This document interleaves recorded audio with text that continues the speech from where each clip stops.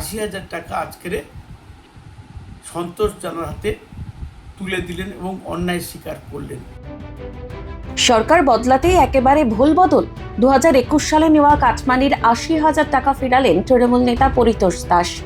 ঘটনায় দক্ষিণ 24 পরগনা জেলার গোসাবার শম্ভুনগর গ্রাম পঞ্চায়েত এলাকায় রীতিমতো শোরগোল পড়ে গিয়েছে।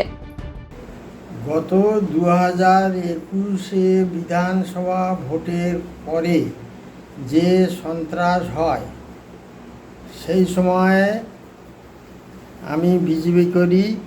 সেই অপরাধে ওই সঙ্গে আমার বেলতলি বাজারের দোকান জোরপূর্বক দখল করে পার্টি অফিস বানায়।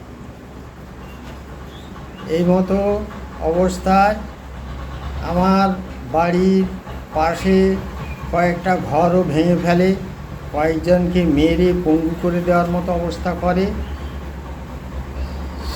এই দেখে আমি ভীত হয়ে পড়ি এবং পরিতোষ দাসের শরণাপন্ন হই এবং ওরা 1 লক্ষ টাকা আমার কাছে চায়। আমি 80,000 টাকা দেই। তারপরেও আমি দোকানঘর ফেরত পাইনি।